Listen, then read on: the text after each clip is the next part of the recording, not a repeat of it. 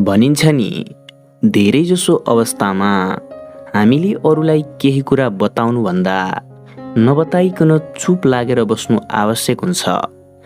किनकि हामीले भनेको कुरा उनीहरूले सुन्न त सक्छन्, तर महसुस गर्न सक्दैनन्। नमस्कार अनि स्वागत छ यहाँहरू सम्पूर्णलाई ज्ञानकुण्डको अर्को नयाँ कथा श्रृङ्खलामा। सदाझैँ आजको कथा पनि अत्यन्तै महत्त्वपूर्ण र ज्ञानवर्धक रहेको छ। यो गहकिलो कथालाई ध्यानपूर्वक पुरै सुन्नुहोस्। अब ढिला नगरी आजको यो कथातर्फ लागौँ है त। आजको कथा यस प्रकार छ।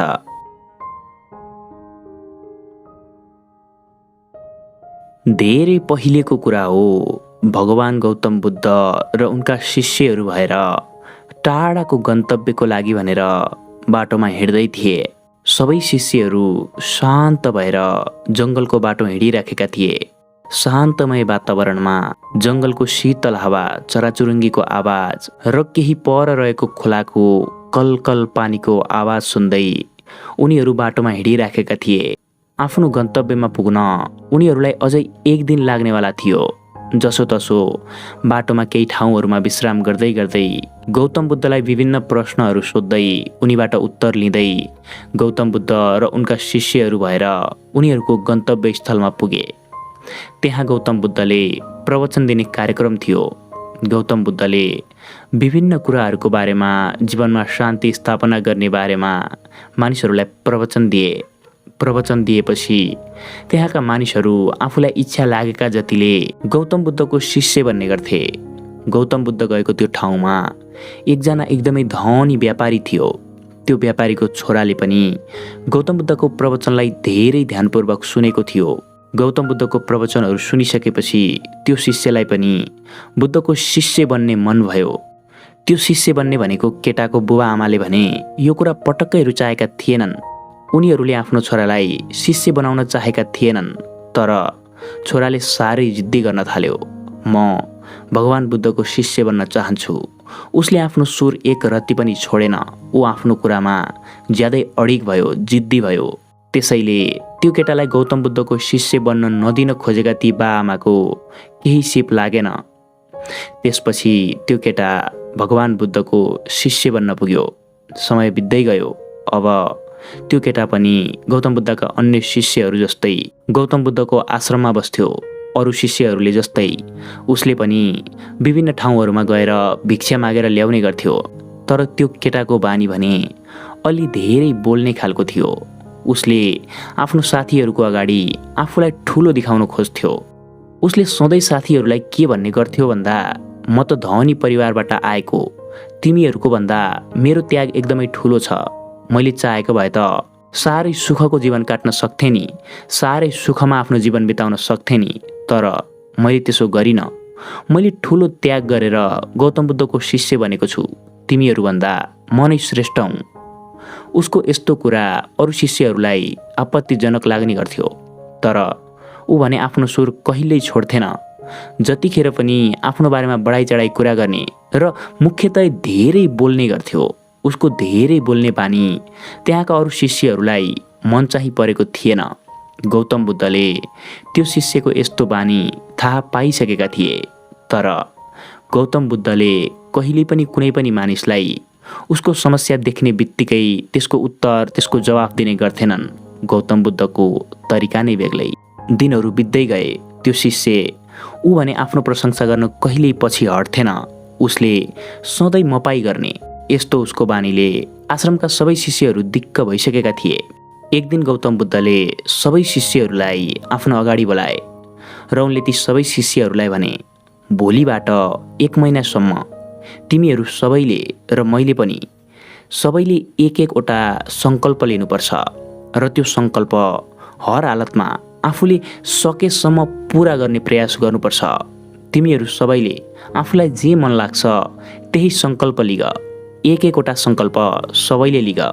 त्यो सङ्कल्प हामी सबै मिलेर आफ्नो आफ्नो सङ्कल्प पुरा गर्नका लागि दत्तचित्त भएर लाग्नेछौँ। गौतम बुद्धको यो कुरा सबै शिष्यहरूले सहर्ष रूपमा स्वीकार गरे। त्यसपछि सबै शिष्यहरूले आफूलाई मन लागेको र आफूलाई गर्न मन भएको एक एकवटा सङ्कल्प लिए। तर त्यो एउटा शिष्य जुन धेरै बोल्ने गर्थ्यो, जुन आफूलाई अरूभन्दा श्रेष्ठ देखाउन खोज्थ्यो, त्यो शिष्यले आफूले सङ्कल्प लिगेन। उसले भगवान बुद्धलाई भन्यो, गुरु, मैले आफूले सङ्कल्प लिँदिनँ, मलाई हजुरले दिनुहोस्, हजुरले एउटा काम दिनुहोस्, त्यो काम मैले पुरा गर्नेछु। आफूले सङ्कल्प लिँदा साथीहरूले सानो सङ्कल्प लियो भन्लान्, तर तपाईँले दिनुहोस् मलाई, तपाईँले जे दिनुहुन्छ त्यो काममा म दत्तचित्त भएर लाग्नेछु, त्यो सङ्कल्प मैले पुरा गरेरै छाड्नेछु।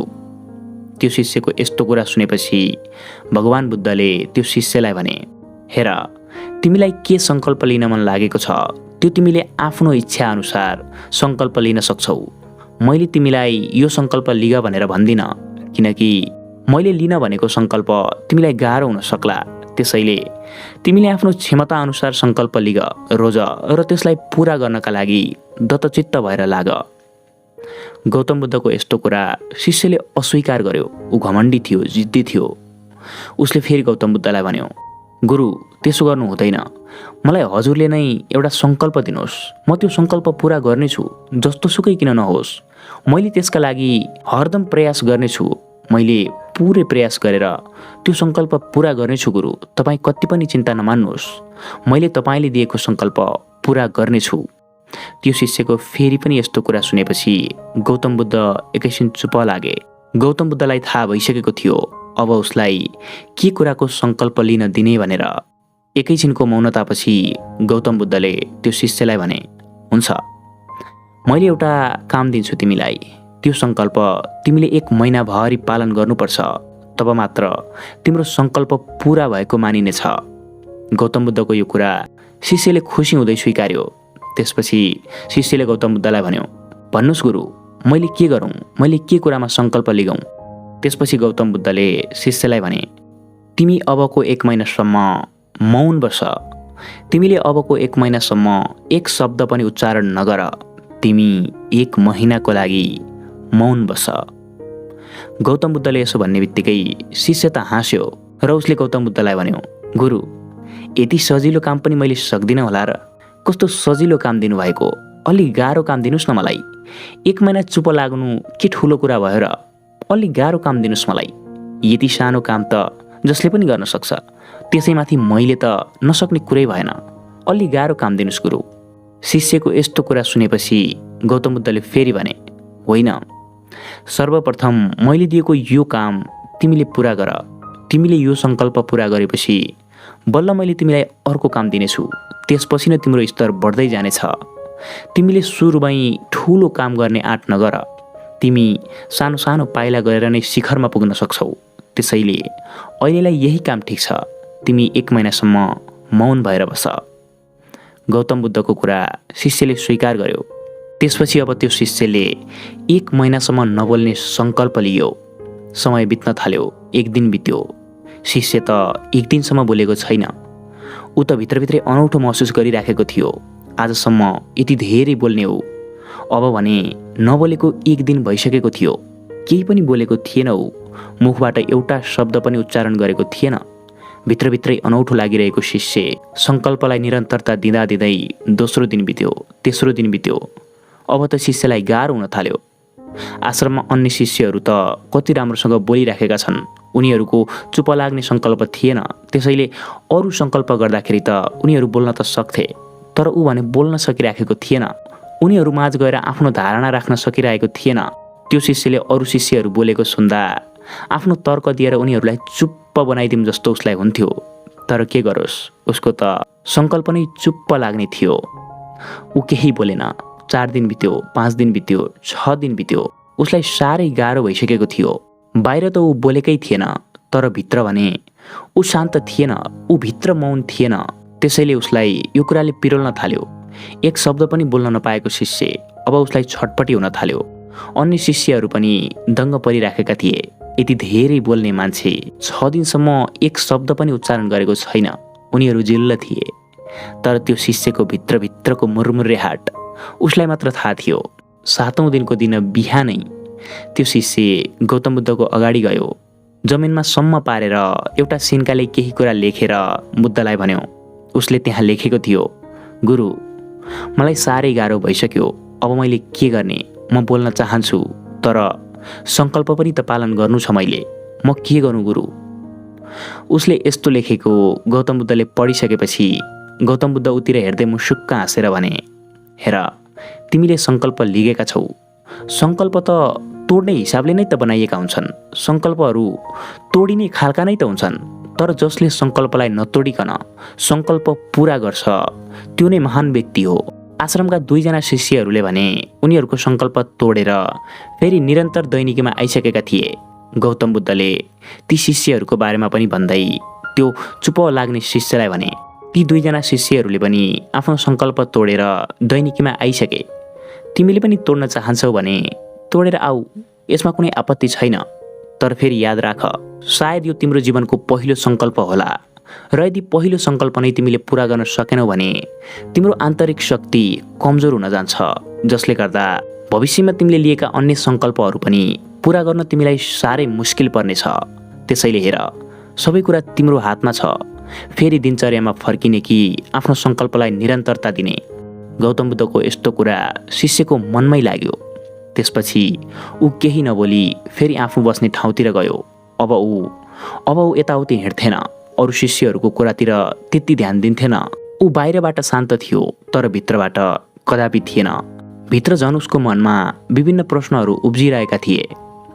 10औं दिन बित्यो, 12औं दिन बित्यो, 15औं दिन बितिसक्दा त्यो शिष्यलाई साह्रै नै हम्मे पर्यो। त्यो शिष्यलाई छोडेर आश्रमका 80% शिष्यहरूको पनि सङ्कल्प भङ्ग भइसकेको थियो। उनीहरू पनि दैनिक दिनचर्यामा आइसकेका थिए।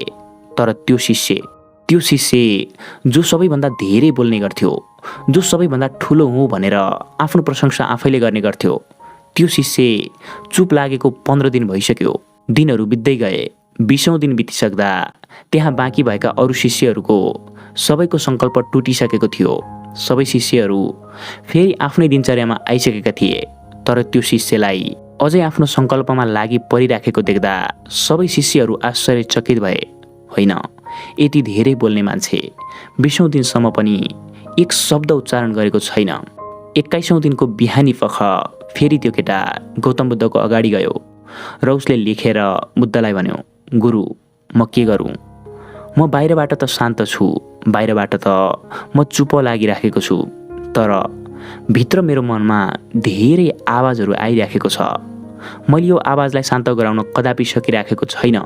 म के गरौँ गुरु? यो आवाजलाई मैले कसरी शान्त बनाऊँ? बाहिरबाट त म शान्त छु, तर भित्रको कोलाहलले गर्दा मेरो मन साह्रै अस्थिर भएको छ गुरु, के गरौँ? शिष्यको यस्तो कुरा बुझिसकेपछि गौतम बुद्धले शिष्यलाई भने, तिमी अहिले यी सबै शिष्यहरूको माझमा छौ। तिमी मौन त बसेका छौ, तर तिमीले सुनेका कुराहरू, यी शिष्यले गरेका कुराहरू सुन्दा तिम्रो मनमा त केही कुरा चलिराखेको छ नि। यो कुरा तिमी शान्त ठाउँमा नगएसम्म सम्भव छैन।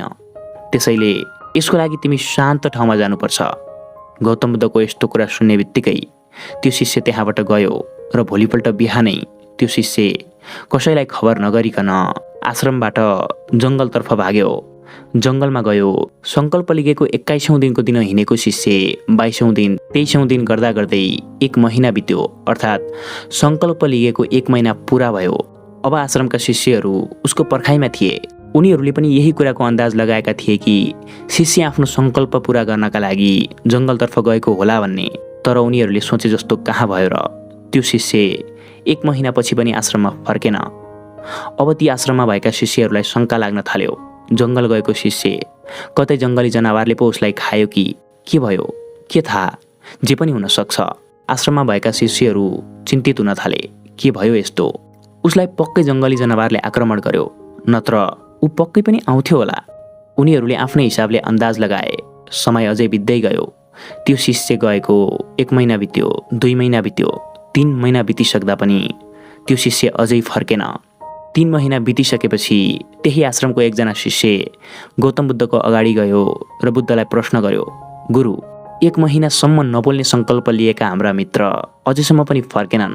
उनलाई जङ्गली जनावरले आक्रमण गर्यो कि के भयो गुरु? हजुरले नै बताउनुहोस् न, के भयो होला उनलाई? उनी त फर्केनन् नि गुरु, 3 महिना बितिसक्यो। शिष्यले यस्तो कुरा भनेपछि गौतम बुद्धले उसको शिष्यलाई भने, हुनसक्छ, तिमीले भनेको कुरा पनि हुनसक्छ। उसलाई जङ्गली जनावरले आक्रमण गरेको हुन सक्छ, तर अर्को पनि एउटा कारण छ, ऊ नफर्किएको। शिष्यले जिज्ञासु हुँदै सोध्यो, के हो गुरु, अर्को कारण के होला भन्नुहोस् न। त्यसपछि गौतम बुद्धले त्यो शिष्यलाई भन्न थाले, अर्को कारण यो हुन सक्छ कि उसलाई त्यो मिल्यो जुन चिज उसलाई आवश्यक थियो। गौतम बुद्धको कुरा शिष्यले बुझेन। त्यसपछि फेरि गौतम बुद्धलाई शिष्यले भन्यो, गुरु तपाईँको कुरा बुझिन नि, अझै विस्तृत रूपमा बताउनुहोस् न। त्यसपछि गौतम बुद्धले शिष्यलाई भन्न थाले, हेर, हाम्रो जुन शिष्यले 1 महिना नबोल्ने सङ्कल्प लिएको थियो, त्यो शिष्यको बानी सबैभन्दा धेरै बोल्ने थियो। उसले आफूलाई ठुलो देखाउनको लागि धेरै कुराहरू बोल्ने गर्थ्यो। उसको धेरै बोल्ने बानी नै उसको सबैभन्दा ठुलो शत्रु थियो।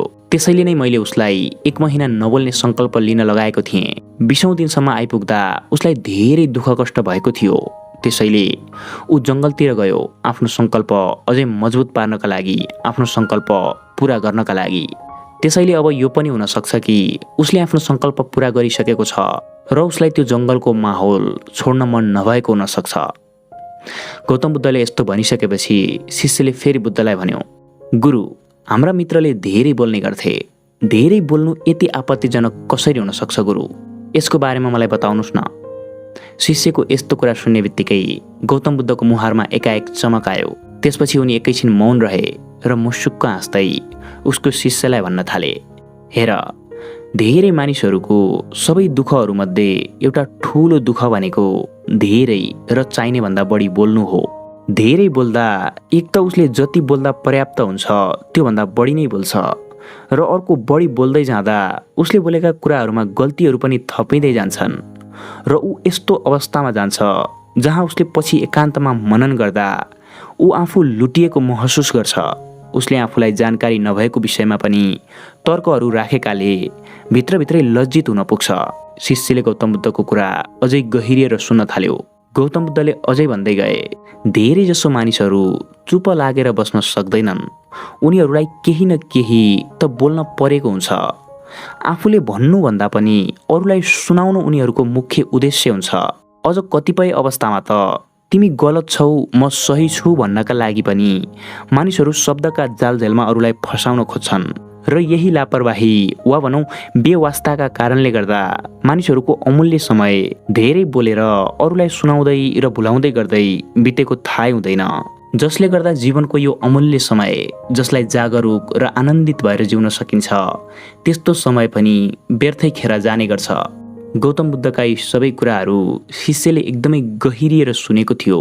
त्यसपछि उसले फेरि गौतम बुद्धलाई प्रश्न गर्यो, गुरु, त्यसो भए यो समस्याको समाधान के हो त?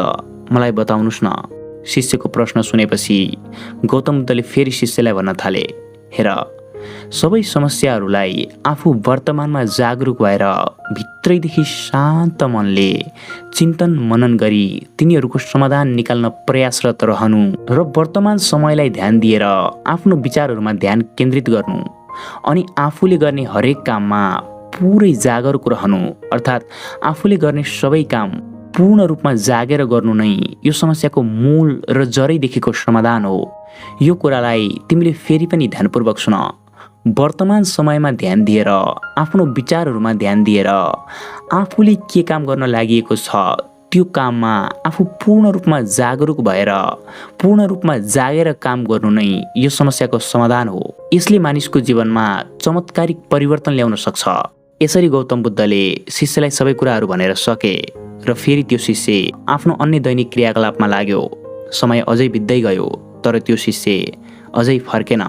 महिनौँ बिते, 9 महिना, 10 महिना, 11 महिना, र अन्तमा 1 वर्ष बित्यो। पुरै 1 वर्ष बित्यो।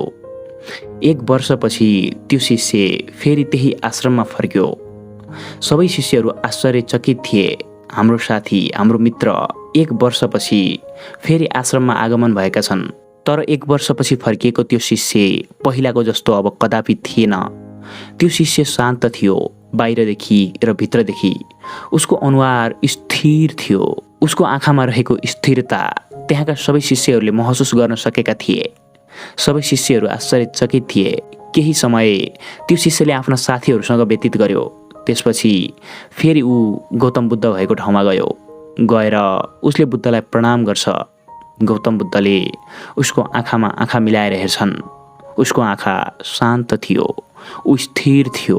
शिष्यले फेरि गौतम बुद्धलाई भन्यो, गुरु, के म शान्त छु? गौतम बुद्धले खुसी हुँदै अनुहारमा चमक ल्याउँदै उसको शिष्यलाई भने, हो, तिमी मौन छौ। तिमी बाहिर र भित्र दुवै क्षेत्रमा मौन छौ। र महत्त्वपूर्ण कुरा, तिम्रो त्यो सङ्कल्प अहिले तिमी बोलिराख्दा पनि जारी नै छ। गौतम बुद्धको यस्तो कुरा सुन्ने बित्तिकै शिष्यले फेरि बुद्धलाई प्रणाम गर्यो। ऊ शान्त थियो, ऊ स्थिर थियो, ऊ पहिला जस्तो अब कहिल्यै थिएन। त्यसपछि उसले बुद्धलाई भन्न थाल्यो, गुरु, जब म यहाँबाट गएँ तब सुरुमा मेरो मनमा धेरै प्रश्नहरू उब्जेका थिए। मेरो मनमा मलाई कतिले बोलाए मलाई थाहा भएन। बाहिर त म शान्त थिएँ, तर भित्र कोलाहलमय वातावरण थियो। मेरो सङ्कल्पको 1 महिना पनि बितिसकेको थियो, तर म बाहिर 1 महिना शान्त बसेँ, तर भित्र 1 महिना नै कोलाहल मच्चिरह्यो। त्यसैले म आश्रम आउने आँट गर्न सकिनँ, किनकि बाहिर 1 महिना मौन भएको म भित्र 1 दिन पनि मौन थिइनँ। त्यसैले म भित्र पनि मौन हुने सङ्कल्प लिएँ। समय बित्दै गयो। सुरुमा त धेरै कुराहरू मनमा खेलिरहन्थे, तर महिनौँ दिन बिते, 2 महिना 3 महिना बित्यो। अब बिस्तारै मेरो मनबाट ती सबै कुराहरू हराउँदै गइरहेका थिए। म बाहिर र भित्र बिस्तारै शान्त हुँदै गइरहेको थिएँ। 4 महिना 5 महिना 6 महिना जति बित्यो। मेरो मन अब स्थिर थियो। अब बल्ल मैले बाहिरी वातावरणको आवाज सुन्न सकेको थिएँ। बाहिरी वातावरणमा पनि त आवाज रहेछ। चराचुरुङ्गीको आवाज, खोला बगेको कलकल आवाज, हावाले सुस्केर हालेको शीतल आवाज। मैले तब मात्र सुन्न सक्षम भएँ बाहिरको यो प्राकृतिक आवाज, बाहिरको यो शान्तमय आवाज। म बाहिरको वातावरणमै ध्यानमग्न हुन्थेँ। मलाई भित्र र बाहिर असीम शान्तिको अनुभूति हुन्थ्यो। केही पटक त म जानी जानी बोलेँ, तर बोल्दा पनि मेरो मन स्थिर थियो। र अहिले पनि म हजुरलाई सबै कुराहरू बताइराख्दा म बाहिर त बोलिराखेको छु, तर भित्र म एकान्तमा छु गुरु। भित्र म शान्त छु। अब म जतिसुकै भिडमा किन नबसौँ, म भित्र एक्लै एकान्तमा बसिराखेको हुनेछु। शिष्यले अझै भन्दै गयो, जब म बाहिर र भित्र दुवैतिर शान्त थिएँ, त्यसपछि पो मैले सोचेँ, म पहिला कति बोल्दो रहेछु। मैले आफ्नो कुरा सधैँ माथि राख्न चाहन्थेँ। मैले कति ठुलो गल्ती गरिराखेको रहेछु। मैले व्यर्थैमा आफ्नो ऊर्जा नष्ट गरिराखेको रहेछु। यो असीम शान्ति जहाँ केही नबोलेर म आनन्दित भइराखेको छु, यो अवस्थाको त कल्पना पनि नगरेर म बाहिरी दुनियाँमा भौँतारिरहेको थिएँ। म बाहिरको यात्रा गरिराखेको थिएँ, तर जब मैले त्यो सङ्कल्प लिएँ, त्यो सङ्कल्प मेरो भित्रको यात्राको जरा रहेछ। अहिले म अब भित्रको यात्रा गरिरहेको छु गुरु। म अहिले बाहिर र भित्र दुवैतिर शान्त छु। यसरी शिष्यले आफ्नो 1 वर्षको अनुभव गौतम बुद्धलाई विस्तृत रूपमा बतायो। शिष्यका सबै कुराहरू सुनिसकेपछि गौतम बुद्ध खुसी भए। त्यसपछि उनले शिष्यलाई भने, सर्वप्रथम त तिमीलाई बधाई छ, तिमीले अब भित्रको यात्रा गरिराखेका छौ। गौतम बुद्धले यति भनिसकेपछि उनले फेरि आश्रममा भएका अन्य शिष्यहरू सबैलाई आफ्नो अगाडि बोलाए। आफ्नो अगाडि बोलाएर उनले ती सबै शिष्यहरूलाई भन्न थाले, हेर, तिमीहरू सबैले यो कुरा एकदमै ध्यानपूर्वक सुन। यो कुरा चाहे एक भिक्षुलाई होस्, चाहे एक संसारिक व्यक्तिलाई होस्, हरेक व्यक्तिलाई यो कुरा बुझ्नु अत्यन्तै आवश्यक छ। हाम्रो जीवनमा हामी त्यति अरूको कुरा सुन्न चाहदैनौँ जति आफ्नो कुरा अरूलाई बताउन चाहन्छौँ। मानिसले चुप लागेर बस्नु त उसको लागि ठुलो चुनौतीको कुरा हुन जान्छ, जबकि हामी बोल्दा त्यो कुराहरू मात्रै बोल्छौँ जुन कुरा हामीलाई पहिलेदेखि नै थाहा हुन्छ। तर हामी चुप लागेर अरूको कुरा सुन्दा हामीले नयाँ कुरा थाहा पाउने सम्भावना निकै धेरै हुन जान्छ। त्यसैले हामी सबैले मौन रहनुको तागत बुझ्नुपर्छ। यसलाई हामीले कदापि नजरअन्दाज गर्नु हुँदैन, किनकि मौन रहनाले नै मानिसको जीवनमा चमत्कारिक परिवर्तन ल्याउने गर्छ। गौतम बुद्धले यी सबै कुराहरू भनिसकेपछि फेरि शिष्यहरू आफ्नो काममा तल्लीन भए।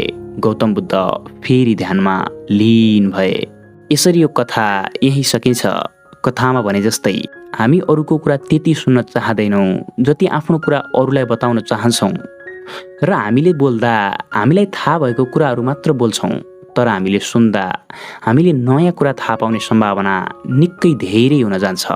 त्यसैले हामी सबैले मौन रहनुको तागतलाई बुझेर आफ्नो जीवनमा पनि चुप लागेर बस्ने अर्थात् मौन रहने बानी बसाल्नुपर्छ, जसले गर्दा हाम्रो जीवनमा चमत्कारिक परिवर्तन ल्याउन सहयोग गर्छ। आजको कथा यहाँलाई कस्तो लाग्यो? आफ्नो मनमा लागेको कुरा निश्चिन्त रूपमा कमेन्टमा लेख्न सक्नुहुनेछ। हिजोको तपाईँ र आजको तपाईँमा केही सकारात्मक परिवर्तन आएको छ भन्ने आशा राखेको छु।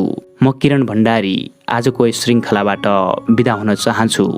तपाईँको आगामी जीवन सुख, शान्ति, समृद्धिले भरिपूर्ण रहोस्। हवस् त, नमस्कार।